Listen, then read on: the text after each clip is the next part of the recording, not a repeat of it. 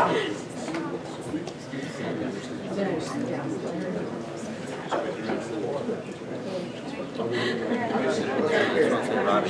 Hey, how are you?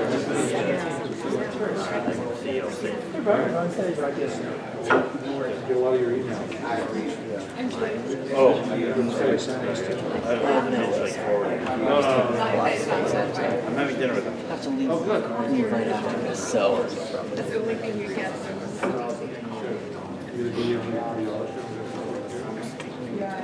Oh, you are? At the mobility. Yeah. What my talk's about. I just said yes. I figured if I can't talk for 45 minutes, I shouldn't be giving it. I did the same thing. They were so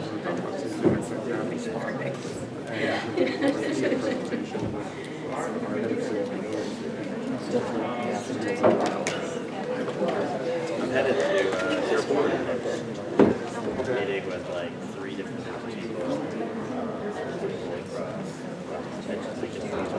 We're going. He's in town?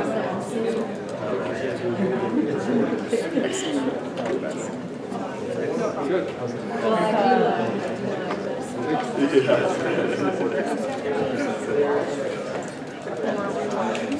Oh, we are.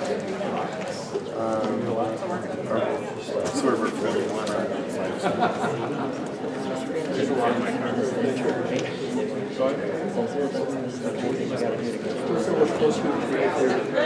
Yeah, that's a great job. Some people. Just where their meeting is up. I'm sure I'll see you around. Hey, buddy, how are you? Yeah? I'm in New York, but I go back and forth.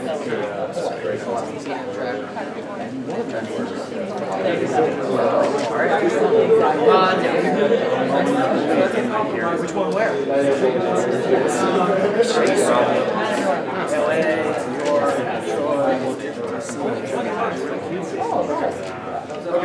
You know Ron I went to Notre Dame stuff. Oh, very good. I'm from Omaha, New York. Yeah.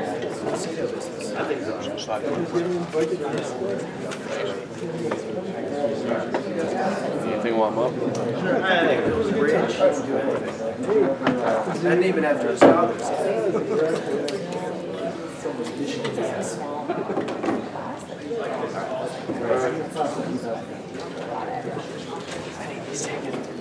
This one is open. We're saving this one for somebody's dream. Good. Good afternoon, everyone. I'm Robbie Diamond, the President and CEO of Securing America's Future Energy, and I'm here with Horace Dediu, who will speak about micromobility. We're going to do like a Q&A for about half an hour and then turn to a panel that'll be led by David Zipper with a variety of people from different companies, including Bolt and Rebel, and all these exciting micromobility options. We do appreciate everyone being here. Special thanks to Greg Rogers and Alex Adams on our team for putting this together. So thank you guys very much, and everyone else on the SAFE team. First, let me just tell you quickly about SAFE and our sister organization, the Electrification Coalition. I founded SAFE in 2004 to end oil dependence for economic and national security, and I think we're moving in the right direction. Every major recession in the history of the United States has been preceded by an oil price spike, and every foreign policy entanglement, a lot of our wars are caused by that. In 2004, we have global war and terror. We got 2 wars. Proximate cause is clearly oil, and we care a great deal about that. And I came together with Fred Smith, the founder and CEO, chairman of FedEx, and General P.X. Kelly, a 20th Commandant of the Marine Corps, who unfortunately passed away 3 weeks ago, to fight for this battle, to make sure that we have the oil and the transportation we need to be a superpower in a global mobile economy that we're in. And so we've advocated for domestic production, but using that oil efficiently through fuel efficiency standards and diversifying transportation fuels away from just oil, where we have a monopoly run by a cartel. That being said, I would just say that we care about transportation because that's where we use our oil. 92% of transportation requires oil. 70% of our oil is used in transportation. And so we very much think about how people move goods and people in this country and are on the cutting edge of what we see as CASE, Connected Autonomous Shared Electric, but also are really excited about micromobility, which we're here to talk about today, and how that fits into the equation. So I'm here with Horace. I'm excited because Horace doesn't come to Washington every day. If people don't know Horace, he's known as the king of Apple analysts. That's where he made his reputation. He is the greatest Apple analyst in the world. So if you have questions about which phone to buy or AirPods Pro to buy, he's the man. But he's been called a visionary. He's a respected business analyst. He worked with Clayton Christensen, if people know, from The Innovator's Dilemma. He's got an institute, so he understands how technology, disruptive technology comes in, and really sees micromobility, as you'll hear, as part of how the mobile phone industry has had to cope with changes. He worked at Nokia before iPhone, and Google came out with their phones, and has lived through this experience in another industry. He's got a couple podcasts, The Critical Path, Micromobility, and for anyone who lives on the East Coast, any of our watchers, he's got a Micromobility America conference on April 22nd and 23rd. So I'm very excited that you're here to talk to us. As I said, not a policy expert per se, but really a business thinker about disruption. So why don't we start by asking you the question, explaining micromobility, what does it include to you? Well, what I'd like to say right away is that it's not just scooters. Now you may have seen these, stumbled upon them, fell over them here in this town, but it's not the only thing that micromobility represents. I think it's best, the word itself should be self-defining. It is about small, micro, and mobility. Now mobility could mean vehicles, small vehicles, but it also could mean small distances. And if you look at the demand for mobility, small distances are far more popular as something that's in demand than long distance. And so it's small, it's supplying mobility mostly for people, although we're talking about mobility also for goods and for delivery. But it's about really right-sizing that mobility, and it's in many ways a reaction to automobility. And automobility came because we invented the automobile, and we developed it, and we refined it over a century to the point where it's really a superb product. But in many ways, it's more than necessary. It's more than good enough. It's more than great, because you have it in a size that is usually bigger than the payload. And the average occupancy of a car is about 1.2, and yet it seats 4, 5, 6. It weighs several times more than the passengers, even if there's more than one, and you end up with a lot of waste in that configuration. And so there are good logical reasons why cars are the way they are, but not only did we build literally billions of them, but we also ended up building our roadways to accommodate them, and we did build our speeds in our cities to accommodate them. And so we end up with a world that really is oversupplied with transportation capacity. And so when I think about it from a physics point of view, from an engineering point of view, it seems like it's overshooting, as Clay Christensen would say. It's overshooting the demand, and so it's time for something below, in lower performance to come to market. And in contrast, what the industry has been putting forward were improvements to the car that make it better: autonomy, electric drive, connectivity, and even sharing. These were things that were meant to make the car better. And as a disruption student, I'm always interested to seeing how things can get worse.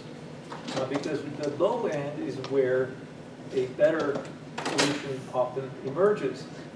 Something in the car business, I may have heard of the Ford Model T, you may have heard of the Volkswagen Beetle, you may have heard of the Toyota Corolla. behind all those companies were these low-end products that end up getting better and better over time. So now the question is, what's below the car? That's where micromobility came from. So short distances, right-sized transportation, often intelligent, often shared, and often electric. People can sit behind us. I know the back of my head is not as great as the front of my head, but trust me. But please, yeah, watch this down. So, so what got you so excited about this, right? They look like toys. You sort of started talking about that. You analyzed the coolest company in the world, arguably Apple, and then now you're this passionate guy about, scooters. What made you hone in on that scooter and not, the disruption of connected autonomous shared electric or anything else? I say that as a supporter of this, so as you go after them. Well, again, I'm not against those. Those are sustaining ideas, and they make cars better, and the cars do need to be better. But it's the same thing like asking, well, you have the personal computer. Why don't we just add cellular to it? Why don't we just add a camera to it? Why don't we just add more and more storage and capability? Why don't we add the touch screen to the PC? Well, it ended up that all those technologies ended up in this and not in a PC. And we still have the PC, we still have desktops and laptops, but by far the most common way to use a computer today is with this interface. And yes, although Apple is a premium company and the product is getting quite expensive, frankly, nonetheless, it's still considered to be a low-end PC, right? And it's done its job at undermining the PC by coming below it. Again, it's not about eliminating it, it's sort of stealing its thunder, stealing its growth, stealing its upside. And so that the people, the capital, the apps, the services eventually go mobile first. So I'm just looking forward to the future where we'll be thinking more about the micro vehicle as the place where the energy goes, right? I mean by this mental energy and emotional energy in terms of people, in terms of capital, that will attract the investment and the creativity that would allow us to rebuild our infrastructures. And in so doing, we'll end up with fractionally less consumption, emissions, noise, pollution, and all the other corrosive elements that transportation forces us to have. So you call micromobility, it represents smartphone on wheels. Why is that something that you've said? Is it just because you know that smartphone, so you're trying to bring it to it, or? It is partly, but I do see the analogy. But think about cars also. This is something of a paradox. When I started looking at cars, here were these beautiful, by the way, I love cars. I actually own several. I'm embarrassed to say, but I own 7 cars. It's like saying someone who loves horses back in the 1920s is also promoting cars. They do so because they want to save the horse, because the horse was a beast of burden, and it was something they wanted to use for pleasure, not for whipping and forcing it into being a slave. So you overdrive those cars? Well, I'd say cars are great, but only as objects of pleasure or recreation. But let me. So sorry, what was the question? What smartphones on? Oh yeah, smartphone on wheels. And so how those two So here's the paradox with a car person thinking about cars. Why are they so stupid? Why, if they say, I've heard this from multiple executives saying that there's more software in a car than in Facebook. There's more software in a single car than, maybe I'm exaggerating, than all of Google. This makes no sense, because the thing doesn't do much.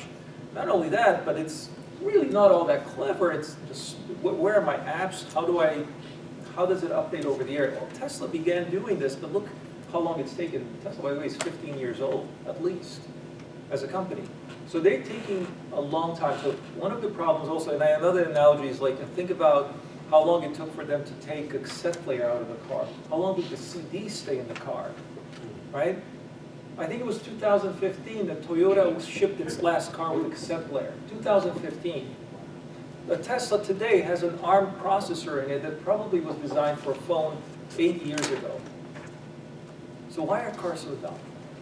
And the answer, because coming from a business background, is that you understand that the manufacturing of a car is a long lead time process. You have to plan it, you have to source it, you have to build the production line, you have to build the tooling. Once everything's in order, you turn it on, you hope to run it for 4 years, as long as you can, to depreciate that asset. Then you want to make sure that once it's in the field, that you have the service support, the dealership are trained on it, and so on. So you go from inception until the car is finally, let's say, deprecated, doesn't exist anymore. In fact, that's not even true. You can get a car, serviceable car from the 1950s today, right, and still technically drive it. So, but maybe you won't be able to get the original parts, but you'll still have an infrastructure. So we're building machines that have lifespans as long as us. And that might be fine. It's good for a very complex thing that's very expensive. You don't want to waste your money. If you're going to spend, the second most expensive thing in your life besides housing is transportation. And you don't want to put money into something that just is a disposable item, or that is called a, not a tangible, whatever. It's a consumable. It's not a consumable. Cars are not, shouldn't be. They're durable goods. My point is that forces, that essence of the vehicle, the essence of the car itself, forces it to be slow, forces it to evolve slowly. And as a result, it cannot get smart fast enough. It cannot do those things which we needed to do today, which is evolve. Whereas smartphones do. Smartphones are evolving in 2-year cycles. They live for 3 years. They get a new OS every year. Maybe the company supports it back 5 years, which is extraordinary that you can get software updates on a 5-year-old phone. But what if our vehicles were on the same cadence? Now, if they're owned, it's problematic because if they cost a lot. But what if they're shared entirely? Then you're treated as a fleet vehicle, then it's going to depreciate quickly, it's going to be used a lot more. And then when you tried it, and I believe I tried this with cars, and what did the taxi operators think, and what did the Uber and Lyft think?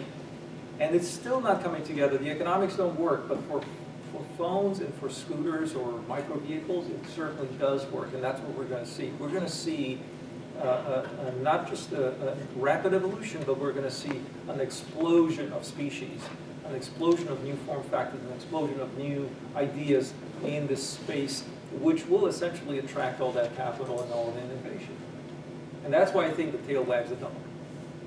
So maybe give a little history. There was the Segway, wasn't successful. This isn't happening in the Northeast, although Washington's a big city for this, but as opposed to the West Coast, Europe versus the United States. Maybe just give a little bit of that, and then a little bit about the explosive growth, and then we'll get to cities. Okay, so there's a couple things. There's the dream and there's the vision, but there's the way we get there. And the way you get there, you can never predict. I sometimes say the difference between a futurist and a billionaire is knowing when something happens. It's easy to predict what will happen. It's hard to predict when it will happen. So my problem has been to be able to navigate the way forward here. And some paradoxes emerged very rapidly. The United States came out ahead in micromobility, which was a completely unexpected situation. Again, I should have known, because if it's a software-led business, it's likely to take root here. Even though Europe and Asia have a lot more cycling use, even they have more infrastructure, even though it's normal behavior, even though the safety is better, everything's better. But it was the US that pioneered essentially the shared scooter. The other thing is, even within the United States, the most likely place that this should have started was New York City. And New York City still does not permit this technology. Or maybe Boston, in particular, the town where I went to school, Cambridge, Massachusetts. The answer is no, no, no. And where is yes? Los Angeles of all places, right? It's a bit of a paradox that, in fact, it's not, Amsterdam, in fact, are banned. Amsterdam, the most cycling-friendly city in the world, no such thing as shared scooters, no such thing as shared bikes. Because everybody's got a regular bike, and so there's no need to, it's the same thing happened to Nokia. Nokia, at the time when it was powerful, everyone in Finland had a cell phone, obviously, more than one even. Nobody was using landlines. But because everybody had one, they couldn't see the value of a big screen phone. They just kind of stuck to the early candy bar phones.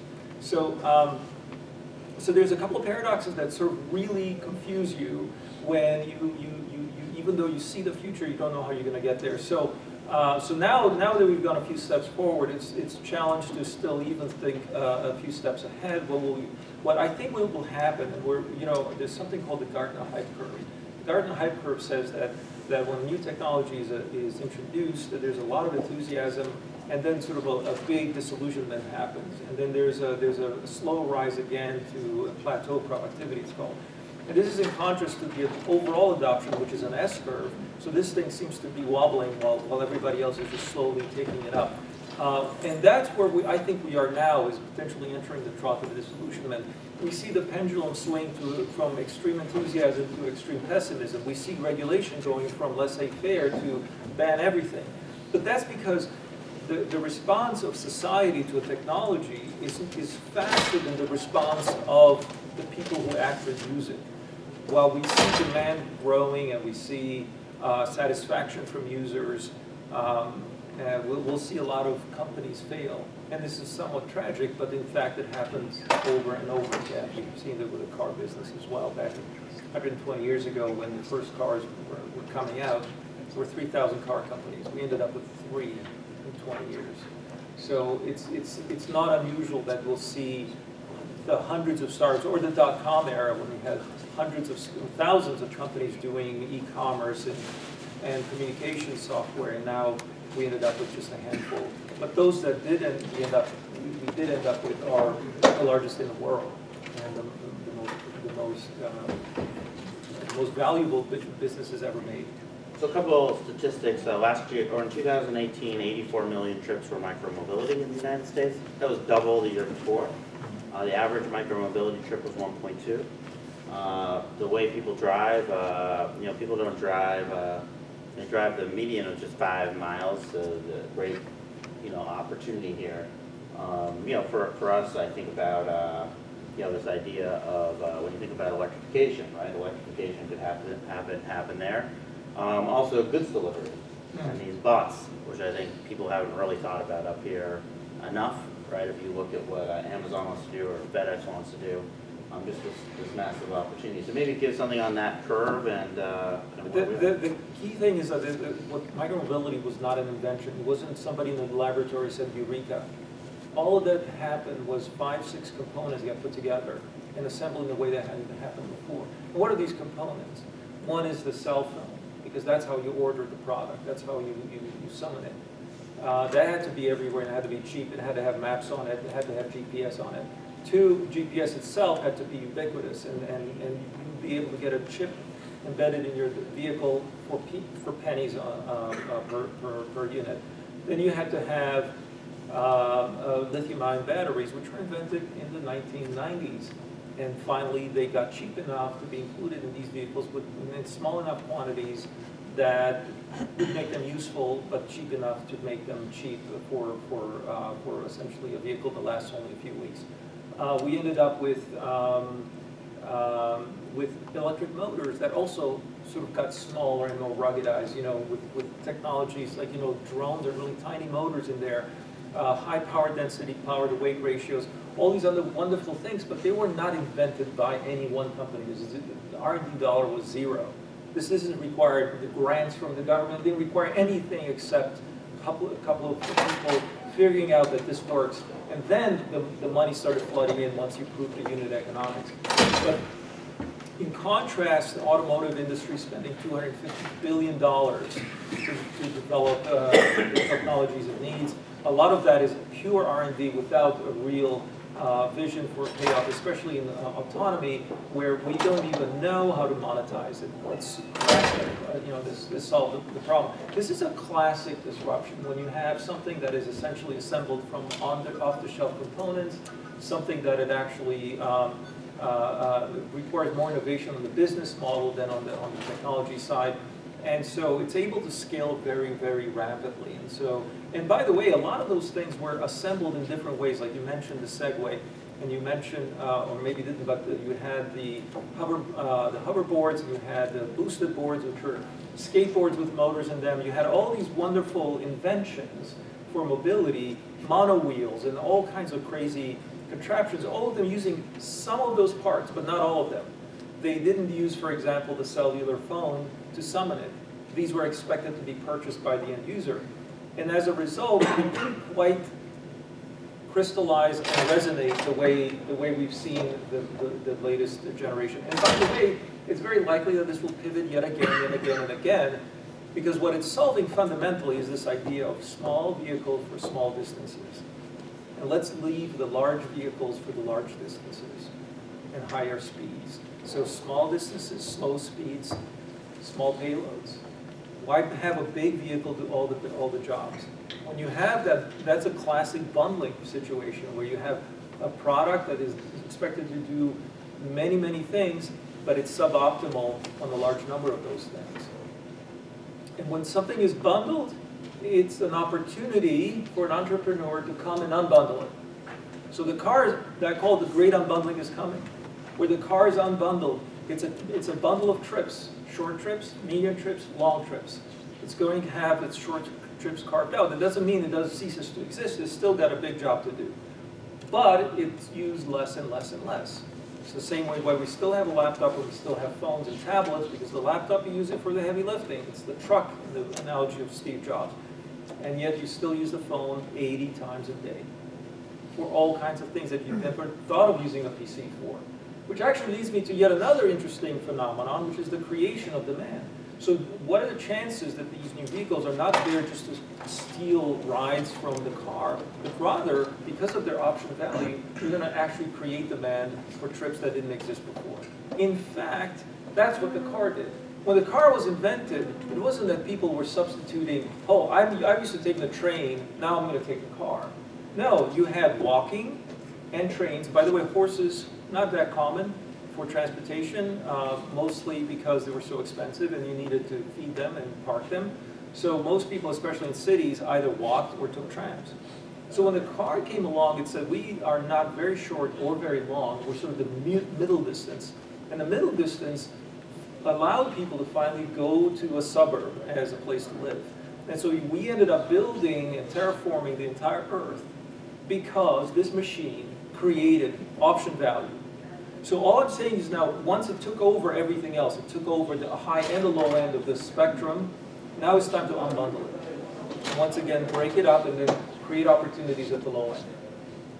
So just, we have a very short time to panel after us, but two last questions. One is, first of all, there's a podcast called The Pessimist Archive that looks at new technology, and they do a whole one on scooters. You should totally download it. And so this scooter phenomena is not new.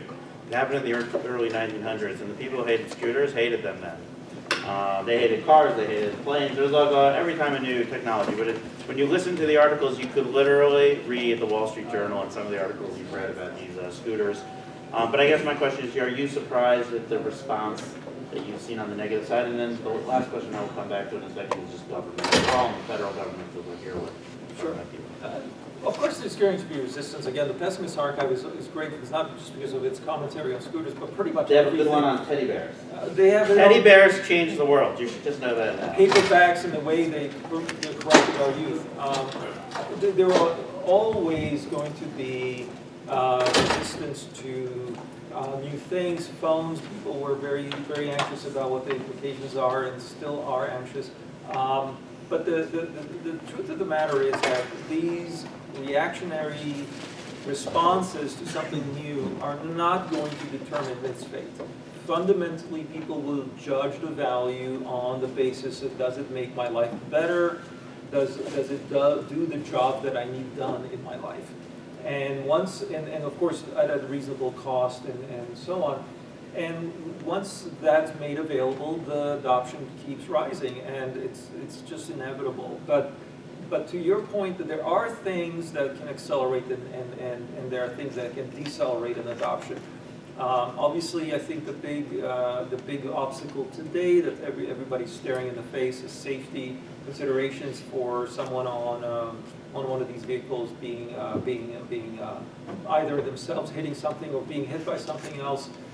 There's not a lot of protection right now, so in some ways, you know, isolating traffic, the slow from fast, it's going to be necessary. This is nothing new. This has been debated about cycling for a long time. It's just with 85 million new rides a year, as we got in 2018, and that number doubling every year, we're going to see more and more people in that space of the bike lane or the small mobility lane. And then we're probably going to have more and more political influence from users, frankly, that will stimulate the discussion about, you know, improving the infrastructure. It's a push and pull game. Some of it will be provided by the city, but some of it will be demanded by the users. And that's why I'm here, is basically to see how the federal government can accelerate and not detract from this movement. How can it help also cities make better, you know, better regulations for scooters or for micromobility? And I'm just learning as I go along. I really don't know what the answers are. But I think that some of the things I do hear is that until now, because there hasn't been federal involvement, a lot of the issues have been local issues, and the way cities behave is as random as the way people behave. There's hundreds, thousands of cities, and they're run by people, and people will have different opinions. As you said, some will be very reactionary, and so in some way they look to others for guidance. And so what hopefully federal level regulation can do is give a hint as to the right way forward. So Is there anything anywhere in the world that people like where the United States fits the map? it's interesting, again, you would think that 3 years ago when I started to think about this, that the early adoption would happen in Europe from high cycle countries, but they have been even more reluctant in the US. And so in many ways the US is standing to leapfrog. But again, it's very patchy in the U.S., so it's not really the U.S. It's maybe Los Angeles or maybe Washington D.C. or Portland exactly. So that's where we need to think about best practices on a citywide level, not a federal or kind of nationwide. So. Greg, do we have time for one question, 2 questions? We have time, about 15 more minutes. Oh, we do? Okay, well, why don't we take a couple questions, and please, John. John Pont from Ford Motor Company. And you have 7 cars, but I think you're here as a futurist, not a billionaire. I am, unfortunately, yes. One of the questions that I have about this segment, about sharing in general, is just the overall sustainability of it, not from an energy source, but just from an economic source. Because as I have described to people, you really don't have a true water level mark for pricing of transportation. Public transportation is subsidized, ride sharing is subsidized by venture capitalists, some foreign sovereign wealth funds, and even micromobility.